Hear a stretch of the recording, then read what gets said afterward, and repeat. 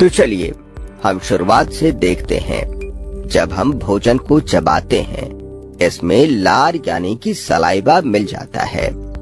मुंह के saliva glands लार स्रावित करते हैं। सलाइवा में एंजाइम होते हैं जो कि स्टार्च का विखंडन करते हैं। स्टार्च एक तरह के कार्बोहाइड्रेट होता है।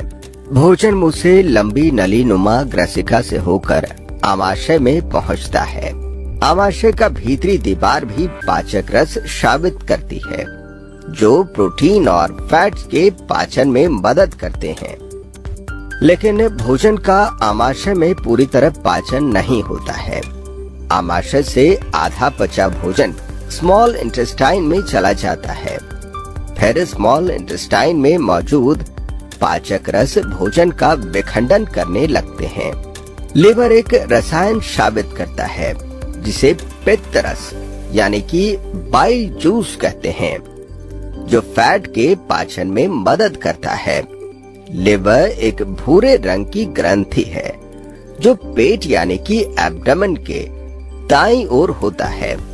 इसके द्वारा स्रावित होने वाला बाइल जूस एक थैले जैसा अंग में संग्रहित रहता है, जिसे गॉल ब्लैडर यानी कि पित्ताशय कहते हैं।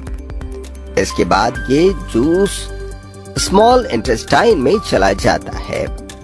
यहाँ पर एक और ग्रंथि होती है जो पाचक रस स्रावित करके पाचन में मदद करती है।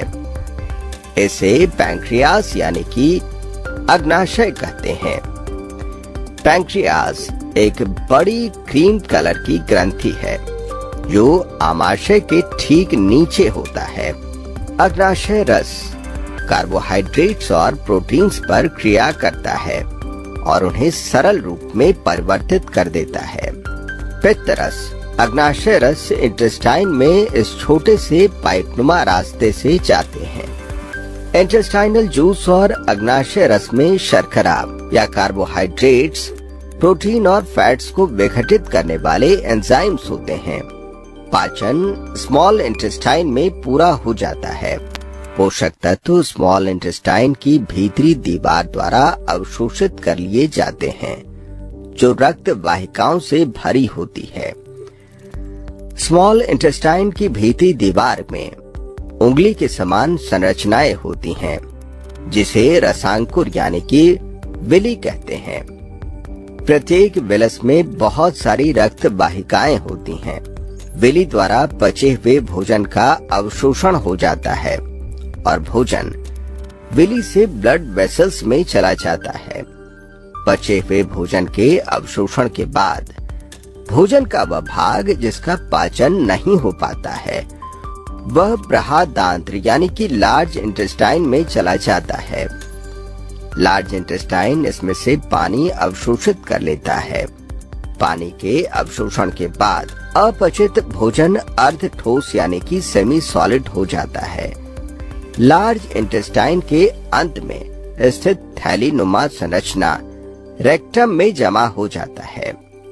इस अपचित भोजन अर्ध ठोस यानी कि सेमी सॉलिड को मल या फेसिस या स्टूल कहते हैं।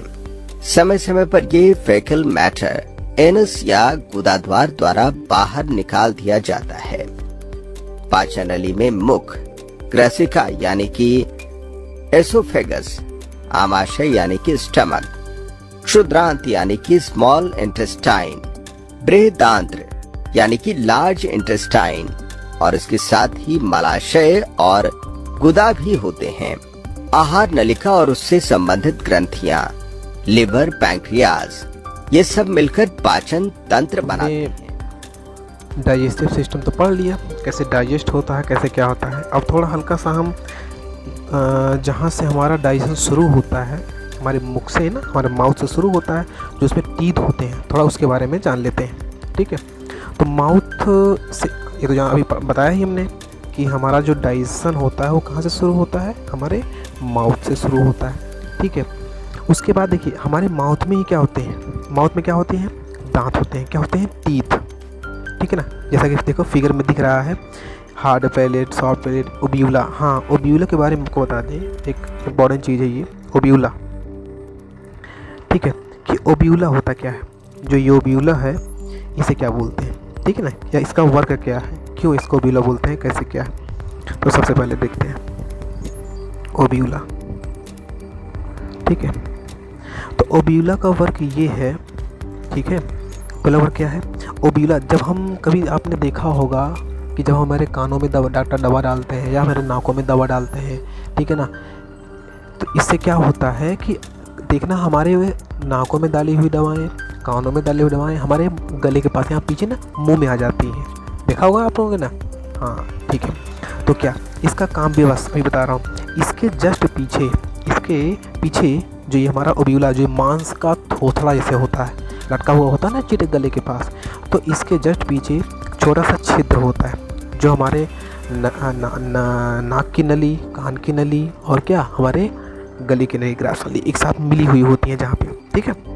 इसके पीछे छिद्र होता है। तो जब हम भोजन करते हैं, जब हम फूड को क्या करते हैं, खाते हैं, ठीक है ना, तो खाते समय हमारा फूड उस नली में न जा पाए, ठीक है, उस नली में न चल जाए, इसीलिए इस ओब्यूला जो मांस का थोथड़ा होता है, ये लटका हुआ होता है, ये ओब्यूला क्या करता है, उस छिद्र को बंद कर देता है, ठीक है ना। और हमारा खाना सीधे नीचे हमारे क्या कहते हैं, हमारे किसके ओसोफेगस के जरिए हमारे पेट में चला जाता है, ठीक है ना। ओसोफेगस से होते हुए हमारे क्या कहता है, जो फूड नली होती है उसी से फूड पाइप होती है, उसी होते हमारे पेट में चला जाता है। बस इसका काम ये है उस छिद्र को बंद कर देना, ठीक है। समझ में आ गया ना, बहुत इंपॉर्टेंट चीज़ है ये ओब्यूला। अब आगे देखते हैं, तो देखते हैं अब इसमें दांत होते हैं हमारे पास, ठीक है। दांत होते हैं तो कह रहा है कि दांत क्या क्या होता है, मोलर होते हैं, प्रीमोलर, कैनाइन, इंसीजर, ठीक है ना। 4 टाइप के हमारे टीथ जो होते हैं वो 4 टाइप्स के होते हैं। जो हमारे जानते हैं कि टीथ क्या करता है भाई, हम कोई भोजन करेंगे, भोजन में फूड मुंह में डालते हैं तो क्या होता है, पहले उसको हम क्या करते हैं, तोड़ते हैं, काटते हैं, पीसते हैं, तभी तो हमारे फूड क्या करता है, मिक्स होकर के हमारे पेट में जाता है। तो इसी से काम ये चारों दांत हमारे करते हैं। सबसे पहले क्या है, सबसे पहले है इंसीजर। इंसीजर जिसे हिंदी में बोलते हैं क्या, कृंतक। क्या बोलते हैं, कृंतक। इसको बोलते हैं क्या, सॉरी, इंसीजर, इसको क्या बोलते हैं, कृंतक। कृंतक बोलते हैं, ठीक है, कृंतक। अब देखते हैं कृंतक क्यों कृंतक कहते हैं, क्या करता है ये, ठीक है। ये इसे बोलते हैं कृंतक। देखिए कह रहा है कि कृंतक incisor are the front 8 teeth, ठीक है ना। जो सबसे फ्रंट के 8 दांत होते हैं, जो फ्रंट के 8, 1 2 3 4 क्या होते हैं, इंसीजर, 2 आगे, 4 आगे, 4 नीचे, 4 ऊपर, ठीक है ना। तो ये चारों दांत 8 हो गए ना। 4 on upper jaw and 4 in lower jaw. जो निचले जबड़े में जो 4 दांत होते हैं आगे के, और नीचे ऊपर जबड़े में, ठीक है ना, अपर जॉ में जो टीथ होते हैं, इसे क्या बोलते हैं, इंसीजर बोलते हैं। दे आर फ्लैट, क्या होते हैं, ये चपटे हुए होते हैं। Chisel shaped teeth which are used for cutting and beating of food. ये क्या करता है, काटना, कटिंग क्या करता है, जब फूड करते हैं काटते हैं यहीं से ना, आगे से ही करते हैं। ये क्या करता है, फूड को बीटिंग, बीट मतलब बाइट, टुकड़ों में काट देना, टुकड़ा करना, काट करके ये टुकड़ों में कर देता है। कौन, हमारा इंसीजर, ठीक है।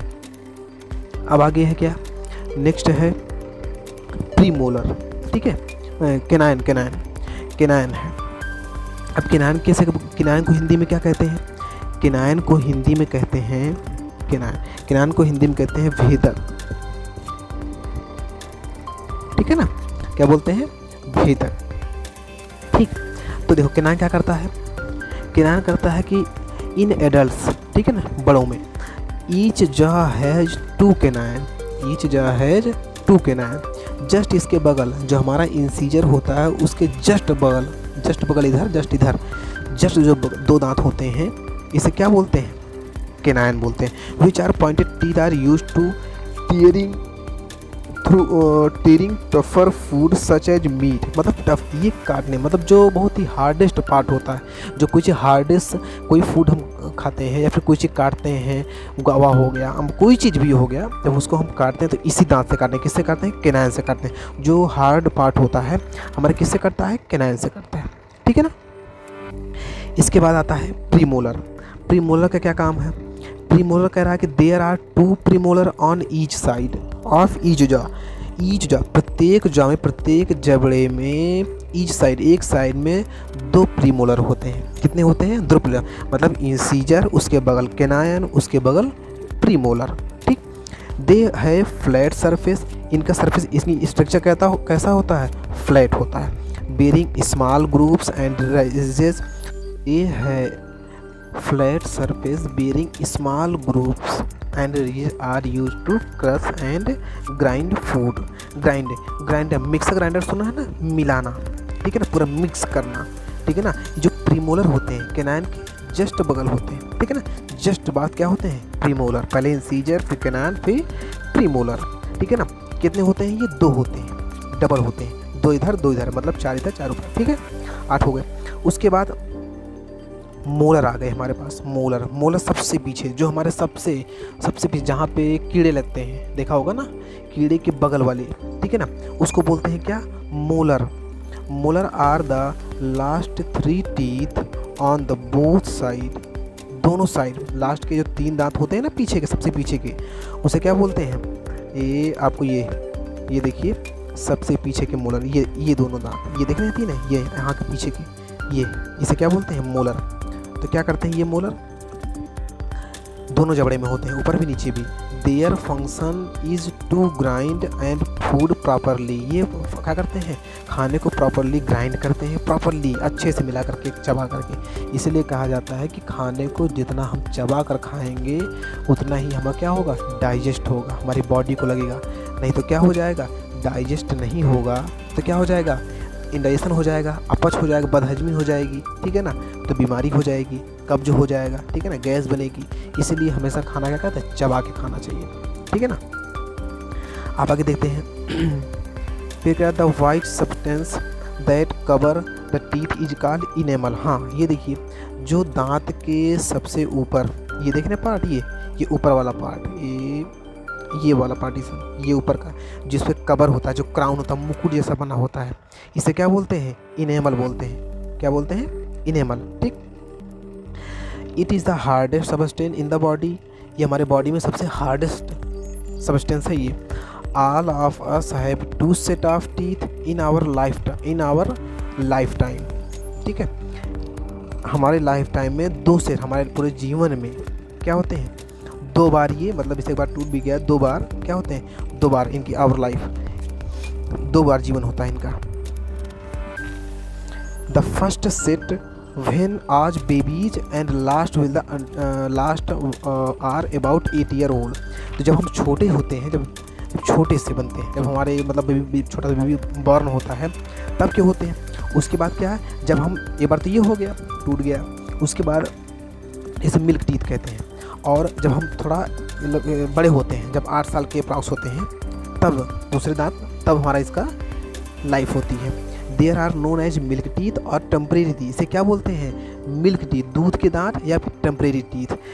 These teeth are replaced by permanent teeth. यही टेम्परेरी टीथ, यही मिल्क के टीथ किसमें चेंज होते हैं? परमानेंट टीथ में, ठीक है ना। लेकिन परमानेंट टीथ जो होते हैं, ठीक है ना, वो इनको टूटने के बाद दोबारा फिर दांत नहीं, फिर आपको आर्टिफिशियल लगवाना पड़ता है। स्ट्रक्चर ऑफ टूथ, अब देखते हैं टूथ का स्ट्रक्चर कैसा होता है, ठीक है। कह रहा है कि teeth are fixed into the gums. हमारे जो मसूड़े होते हैं उसी में क्या हुए होते हैं? धंसे हुए होते हैं, उसी में जमे होते हैं, फिक्स होते हैं। Each both has the following parts आपको दिखा रहे हैं। एक दांत का, ये एक दांत का स्ट्रक्चर है, ऐसे सभी दांत होते हैं।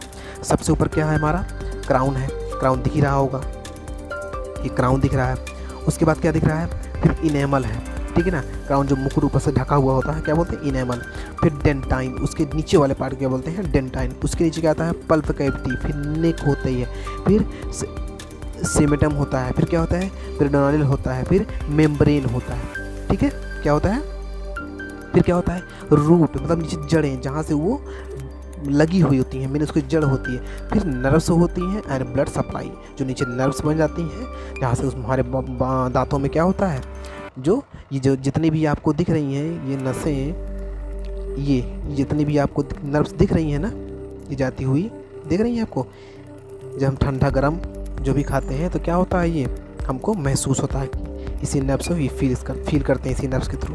ठीक है, अब आगे हमारा क्या है, इसके बाद हम देखते हैं स्ट्रक्चर ऑफ टूथ हो गया। अब इसमें इसके पार्ट्स जान लेते हैं, ठीक है ना, कि इसके पार्ट्स क्या कैसे हैं। रूट, इसके रूट जो है, रूट क्या होता है, root the part of tooth embedded into the jaw. Root क्या, उसे जड़ें होती हैं जो क्या होती हैं, हमारे टीथ के सबसे निचले हिस्से में होती हैं, ठीक है ना, जो जड़ी हुई हमारे मसूड़ों से लगी होती है। फिर क्या है, फिर है crown, crown the top part of the tooth outside the gum, जो ये सबसे टॉप पार्ट होता है आउटसाइड गम्स, हमारे मसूड़ों के सबसे ऊपर, जो मसूड़े से हल्का सा मसूड़ों से जितना पार्ट निकला हुआ होता है उसे ही क्या बोलते हैं, क्राउन। फिर क्या होता है, नेक, नेक मतलब the part between the root and the crown, the root और क्राउन को, जो सबसे ऊपर वाला पार्ट और नीचे रूट, इनके बीच का जो पार्ट होता है इसे क्या बोलते हैं, neck. The tooth internally is made of enamel and dentine and pulp cavity, जो इसके अंदर के पार्ट होते हैं, जो इंटरनली पार्ट बने होते हैं, वो इनेमल, डेंटाइन और पल्प कैविटी होता है। इनेमल क्या होता है, it is the white part of the tooth and it is the hardest substance in our body. ये सबसे, ये बताया था ना कि हार्डेस्ट पार्ट होता है, इनेमल क्या होता है, सबसे हार्डेस्ट पार्ट हमारी बॉडी का होता है। It is deposit outside the crown of the tooth. Enamel contain calcium salt, जो इनेमल होता है यही क्या कंटेन करता है, हमारा कैल्शियम कंटेन करता है। उसके बाद क्या है, dentine, dentine is like a bone structure, एक, इट इज़ हार्ड। डेंटाइन क्या होता है, हमारा एक बोन की जैसा स्ट्रक्चर होता है, किसके जैसा, बोन जैसा स्ट्रक्चर होता है, ठीक है। Pulp cavity, inside the dentine, dentine के पीछे there is soft pulp cavity which contain blood vessel and nerve, जहाँ पे ब्लड वेसल होते हैं, जब ब्लड सर्कुलेशन जहाँ पे हमारे होता है, जहाँ पे नर्व्स होती हैं, उसे क्या बोलते हैं, पल्प कैविटी, क्या बोलते हैं, पल्प कैविटी। ठीक है, आगे गए चैप्टर आगे हम डिस्कस करेंगे, या फिर आगे जो इसमें एक्सरसाइज है अगले वीडियो में आपको हम बताएंगे एक्सरसाइज। ठीक है, वीडियो को लाइक करें, ठीक है, और इससे बनाने के नोट्स बनाने की कोशिश करें, ठीक है ना। कोई भी डाउट्स हो उसको मैसेज करें, हम डाउट्स को क्लियर करेंगे। Okay, thank you.